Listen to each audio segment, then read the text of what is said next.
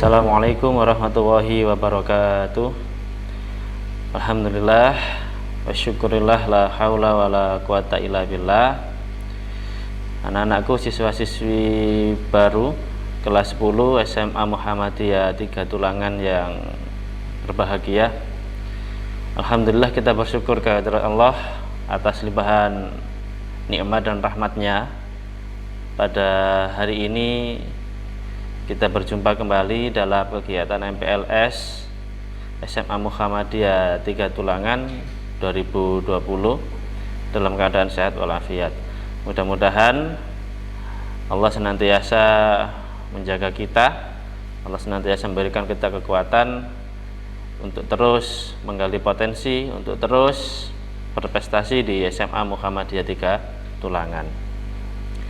Anak-anak yang saya cintai, pada kesempatan kali ini saya Ahmad Al-Farisi, guru SMA Muhammadiyah 3 Tulangan, berkesempatan untuk memberikan sedikit pengalaman kita selama berorganisasi di Muhammadiyah.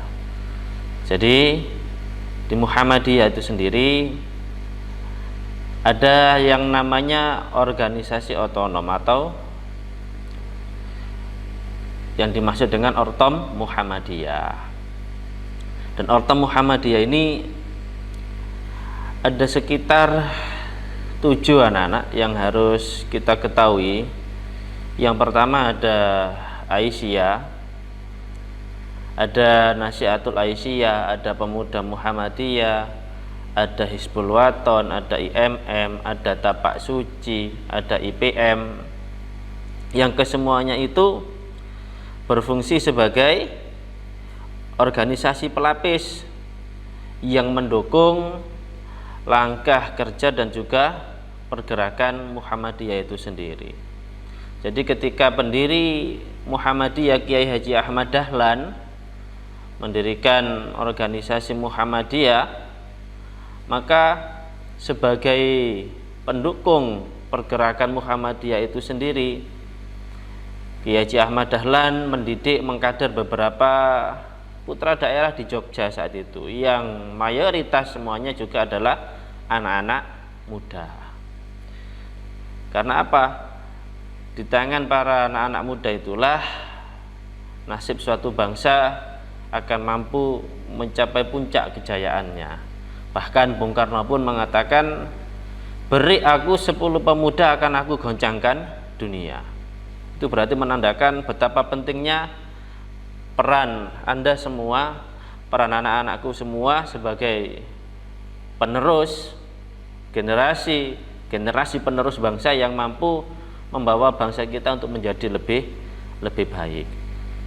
Nah, selanjutnya gambaran umum tentang Otonom Muhammadiyah itu sendiri, yaitu organisasi atau badan yang dibentuk oleh Persyarikatan Muhammadiyah yang dengan bimbingan dan pengawasan diberi hak dan kewajiban untuk mengatur rumah tangga organisasi itu sendiri, membina warga Persyarikatan Muhammadiyah tentu, dan dalam bidang-bidang tertentu pula dalam rangka mencapai maksud dan tujuan persyarikatan. Ada juga struktur dan kedudukan organisasi otonom Muhammadiyah sebagai bahan yang mempunyai otonomi dalam mengatur rumah tangga sendiri, mempunyai jaringan struktur sebagaimana halnya dengan Muhammadiyah, mulai dari tingkat pusat, tingkat provinsi, tingkat kabupaten, tingkat kecamatan, tingkat desa, bahkan tingkat kelompok-kelompok atau jamaah-jamaah yang ada di bawah. Ini organisasi memberikan kesempatan luas bagi organisasi otonomnya untuk terus mengembangkan potensinya. Syarat-syarat otonom atau organisasi otonom Muhammadiyah dibentuk di lingkungan persyarikatan jika memenuhi persyaratan sebagai berikut. Yang pertama, mempunyai fungsi khusus dalam persyarikatan Muhammadiyah. Kedua, mempunyai potensi dan ruang lingkup nasional. Ketiga, merupakan kepentingan persyarikatan Muhammadiyah. Sedangkan tujuan dibentuknya Ortom ini, yang pertama tentu efisiensi dan efektivitas Perserikatan Muhammadiyah.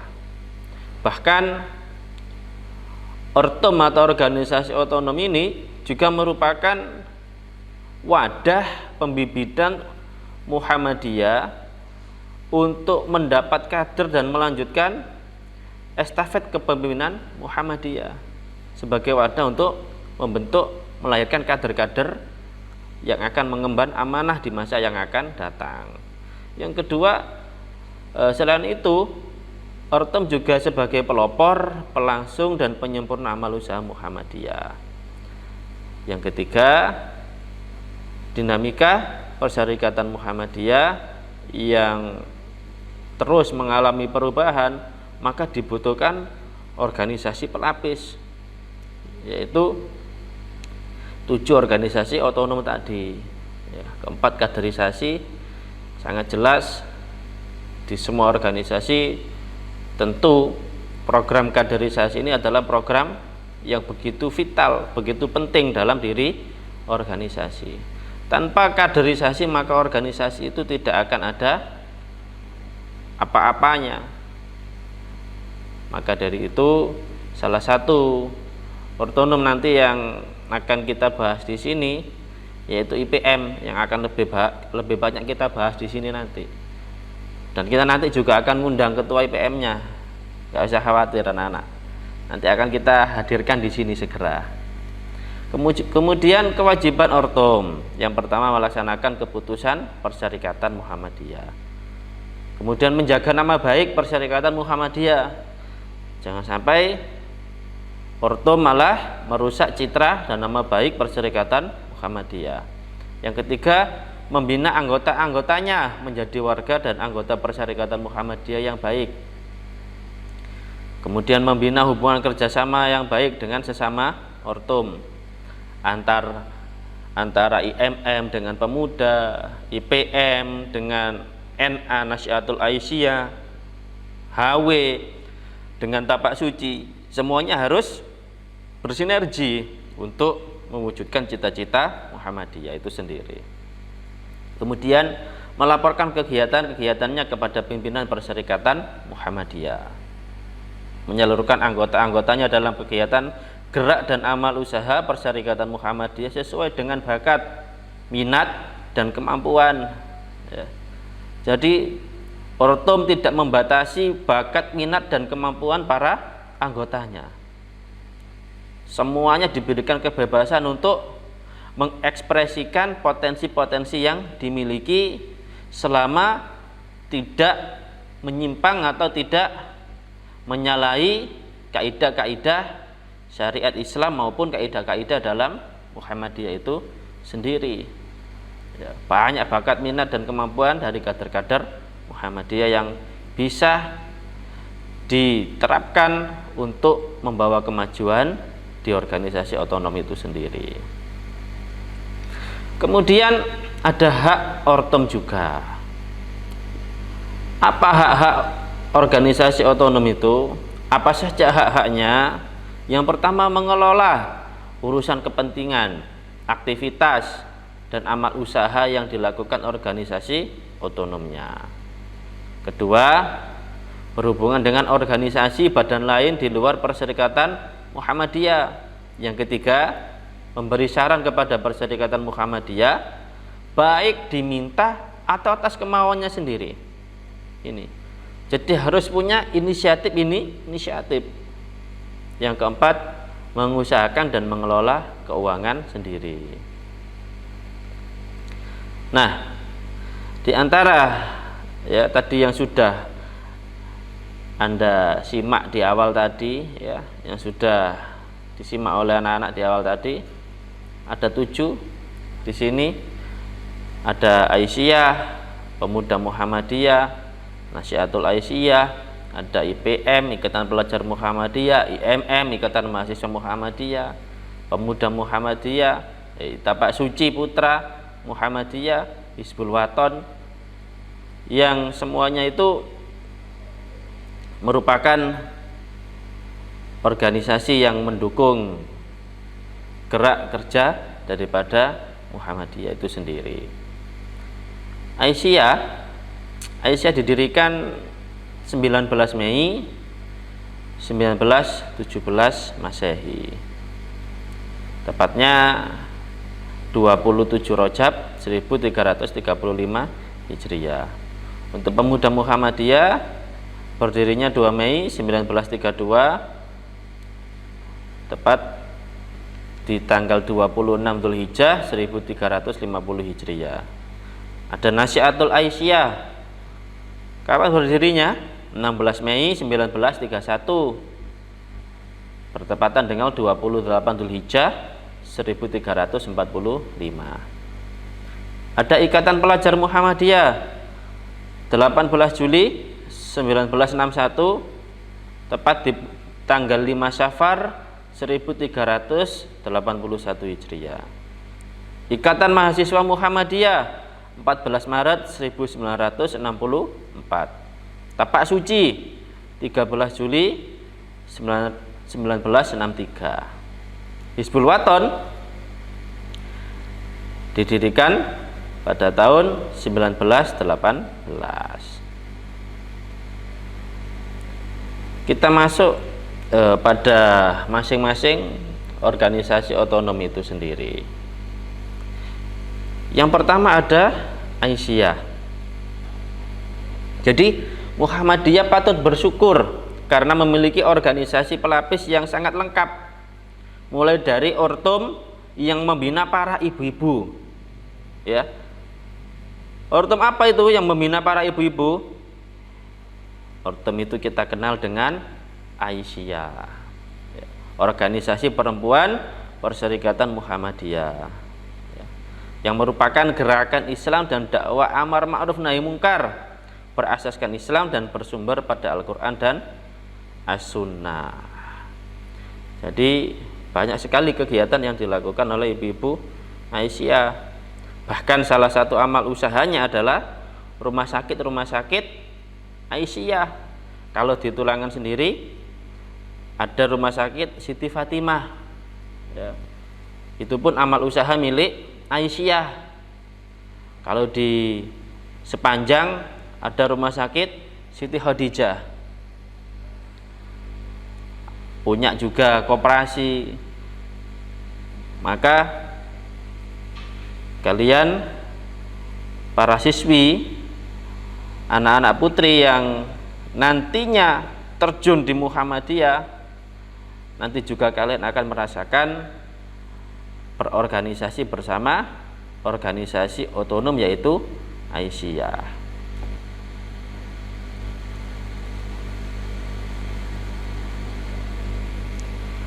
Ada juga organisasi otonom pemuda Muhammadiyah.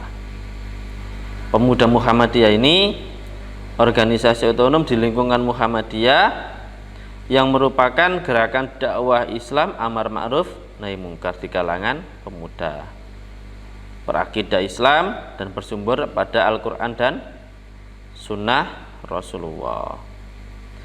Didirikannya pemuda Muhammadiyah ini dengan maksud dan tujuan untuk menghimpun, membina dan menggerakkan potensi pemuda Islam serta meningkatkan perannya sebagai kader untuk mencapai tujuan Muhammadiyah. Kita lanjut. Sekarang di Nasyiatul Aisyah. Nah, ini mendidik putri-putri atau pelajar-pelajar putri.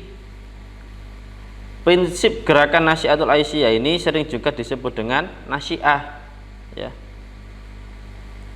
Maka Nasyiatul Aisyah ini adalah organisasi otonom yang mengkader generasi muda di kalangan putri pelajar-pelajar Muhammadiyah.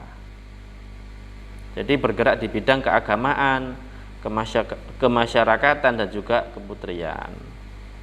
Tujuannya jelas, membentuk pribadi putri Islam yang berarti bagi agama, keluarga dan bangsa menuju terwujudnya masyarakat utama, adil dan makmur yang diridhoi oleh Allah.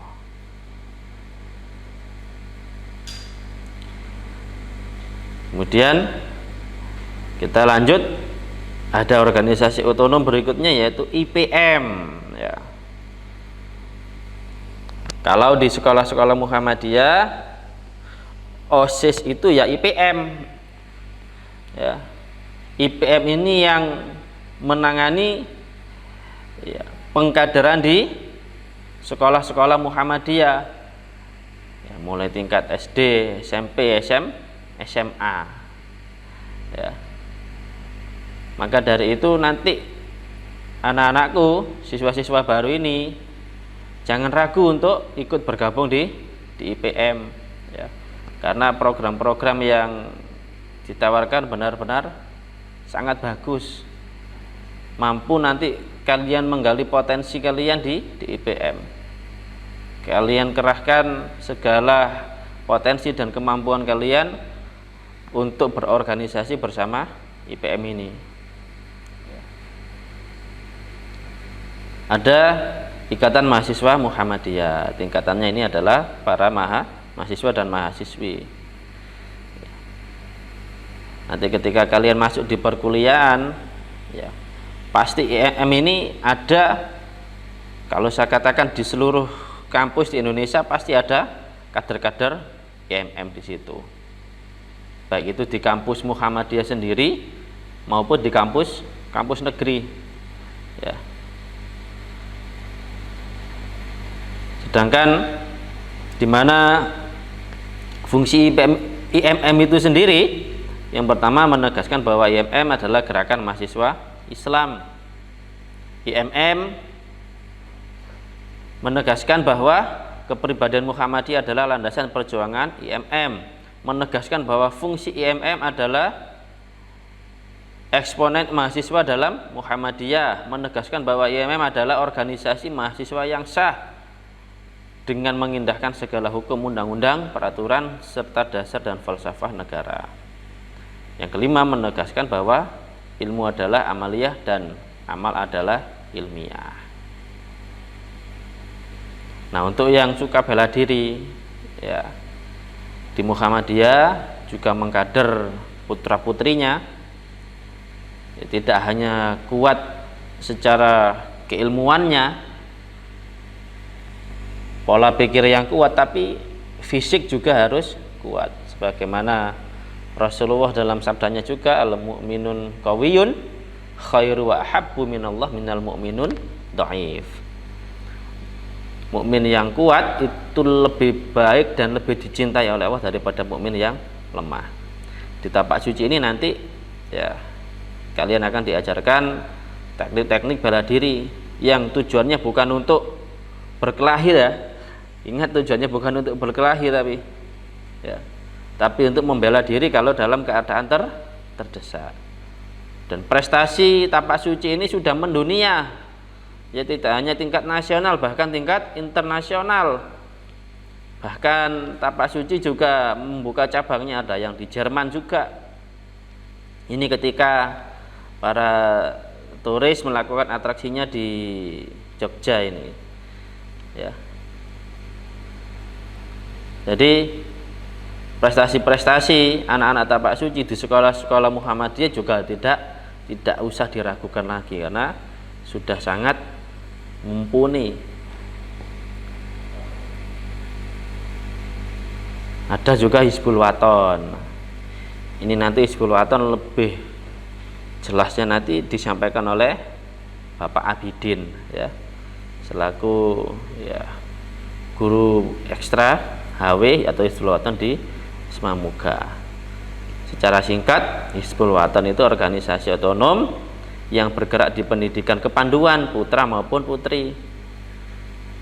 Kalau di sekolah-sekolah negeri ada yang namanya pramuka. Kalau di sekolah Muhammadiyah namanya Hizbul Waton. Merupakan gerakan Islam dan dakwah amar ma'ruf nahi mungkar, berakidah Islam dan bersumber Al-Qur'an dan As-Sunnah ya. Landasannya adalah Al-Quran dan As-Sunnah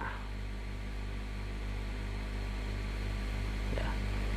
Baik anak-anak siswa baru, siswa-siswi baru SMA Muhammadiyah 3 Tulangan, sebentar lagi kita akan ya panggilkan ketua IPM kita, ada yaitu Mas Faizun ya, M Faizun, yang akan ya dialog bersama saya di sini, akan mengisahkan, memberikan motivasinya untuk adik-adik bagaimana menjadi pelajar yang berprestasi, khususnya berorganisasi di IPM.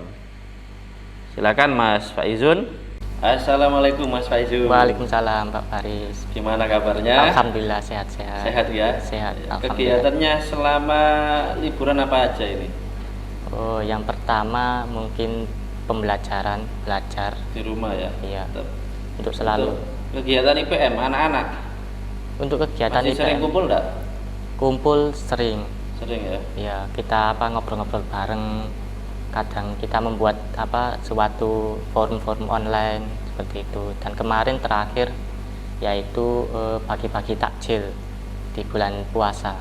Bagi-bagi takjil kemarin Iya. juga ya? Iya. Jadi gini anak-anak, Mas Faizun ini adalah ketua IPM di Semamuga ya, yang saat ini Mas Faizun menjabat sebagai ketua dan berada di kelas 12 Mas Faizun ya. Alhamdulillah naik kelas 12. Naik kelas 12 ya. Iya. Dulunya masuk IPM mulai kelas berapa Mas Faizun?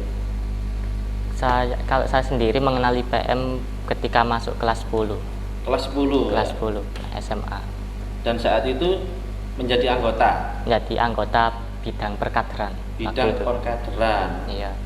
Jadi mengajak ataupun menggembleng anak-anak ataupun adik-adiknya untuk jadi kader-kader militan di Muhammadiyah. Iya. Itu untuk memberikan suatu motivasi pembelajaran, mengkader untuk agar semangat kader-kader IPM itu seperti militansi dan lain-lain. Itu tugas pokoknya di bidang perkaderan. Di bidang Perkaderan. Ya. Selama jadi ketua Mas Faizun, ya tentunya kan banyak sekali kendala, banyak sekali problem yang Mas Faizun hadapi dengan kompleksitas siswa yang ada di Semamuga. Untuk menghadapi tantangan itu yang dilakukan Mas Faizun apa selama jadi ketua selama ini? Untuk yang pertama menghadapi problem yang paling besar yaitu masalah koordinasi antar anggota, antar pimpinan, misalnya pimpinan IPM atau pimpinan sekolah gitu. Jadi yang paling penting yang pertama yaitu koordinasi antar semua elemen-elemen dalam IPM. Yang didapatkan Mas Faizun selama jadi IPM banyak ya tentunya. Bisa Sangat banyak. Diceritakan Mas Faizun ke adik-adiknya. Pengalaman saya sebelum jadi IPM itu mungkin yang saya dapatkan dari IPM yang pertama yaitu skill public speaking. Public speaking. Iya, itu yang sangat saya jadi melatih keberanian untuk tampil di depan umum Mas iya, Faizun seperti ya. itu. Dan tentunya itu dibutuhkan sebagai seorang ketua ya. Iya. Selain public speaking apalagi Mas Faizun? Yaitu koordinasi serta kerjasama antar anggota. Membangun teamwork. Ya. Tentunya itu butuh kerja keras juga ya. Iya, karena kan setiap orang kan mempunyai perbedaan baik pendapat, ide. Nah, sebagai ketua bagaimana bisa menyatukan pendapat atau ide-ide tersebut, menyatukan visi itu ya. Iya, untuk membuat tujuan itu tercapai. Tujuan Seperti itu. tercapai. Oke, Mas Faizun, ketika di IPM, apakah ada pernah mengikuti pengkaderan yang dilakukan oleh mungkin IPM cabang atau di tingkat daerah? Sudahkah pernah mengikuti itu Mas Faizun? Sudah pernah, yaitu Kegiatan apa namanya? Taruna Melati 1 Taruna Melati 1 yang diselenggarakan oleh pimpinan cabang Ikatan Pelajar Muhammadiyah Tulangan. Saat itu di mana Mas Faizun? Saat itu dilakukan di SD Muda. SD Muda ya? Iya, di Kemantren. Kesannya selama mengikuti Taruna Melati apa saja? Ya banyak manfaatnya sih. Yang pertama yaitu tadi kita diberikan ilmu mengenai manajemen organisasi, administrasi organisasi, bagaimana menyatukan apa perbedaan-perbedaan yang ada di organisasi dan lain-lain. Mungkin banyak. Harapan ke depan dari Mas Faizun untuk IPM Semamuga, mungkin kan sebentar lagi pensiun ya, ganti rotasi kepemimpinan ya. Iya. Harapan Mas Faizun untuk adik-adik kader-kader setelah Mas Faizun seperti apa harapannya? Yang saya harapkan bukan saya sendiri, yaitu kami ingin penerus selanjutnya lebih berkarya dalam organisasi, bermanfaat bagi lingkungan sekolah, bahkan lingkungan masyarakat, terutama membuat program-program yang sekiranya sangat bermanfaat bagi orang lain. Yang penting jangan sampai lengah, jangan sampai patah semangat, karena kita tahu dalam berorganisasi itu banyak sekali halangan dan rintangan yang kita hadapi. Maka dari itu, untuk kepemimpinan selanjutnya kami harapkan lebih baik daripada kepemimpinan hari ini. Satu kata yang saya ambil sebagai seorang pelajar, harus banyak memberi manfaat, tadi ya disampaikan Pak Faizun ya. Berkarya. Seperti sabda Rasulullah ya, khairun nas anfa'uhum linnas, sebaik-baik manusia yang paling banyak memberi manfaat. Dan itu kalau kita lihat sekarang generasi muda, pelajar-pelajar, sepertinya asas kebermanfaatan ini sudah semakin menipis Mas Faizun ya.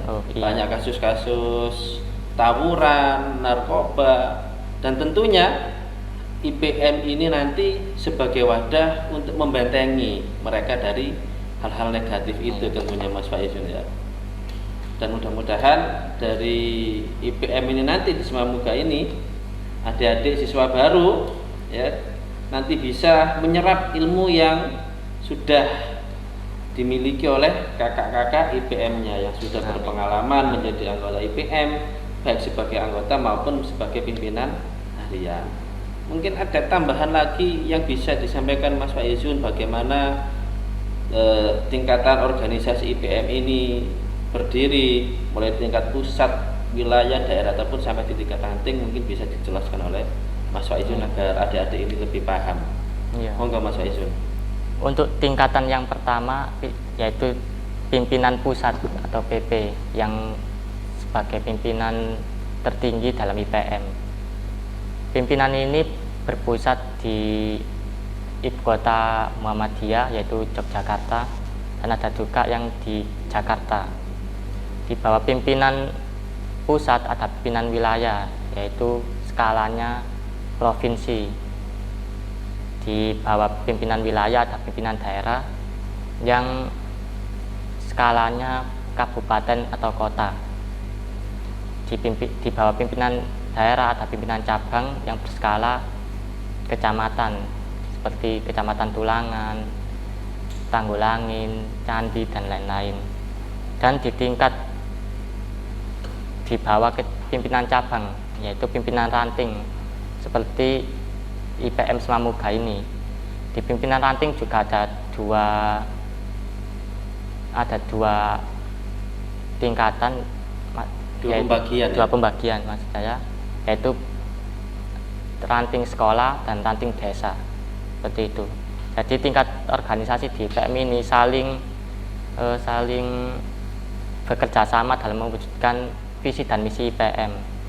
Jadi SMA ini termasuk pimpinan ranting ya Mas? Iya, termasuk pimpinan ranting. Tapi sebenarnya kegiatan yang paling banyak itu di ranting malahan ya? Di ranting. Ya, karena sebagai akar ya. Kegiatan baik di tingkat desa maupun sekolah sebenarnya semaraknya di ranting ya. Ya, terima kasih Mas Faizun atas waktunya.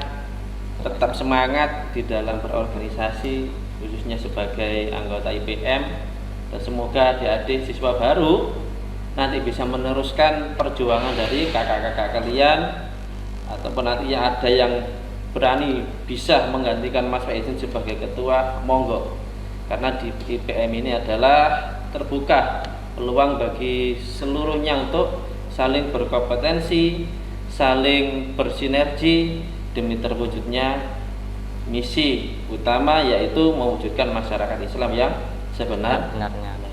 Terima kasih Mas Faizun atas waktunya.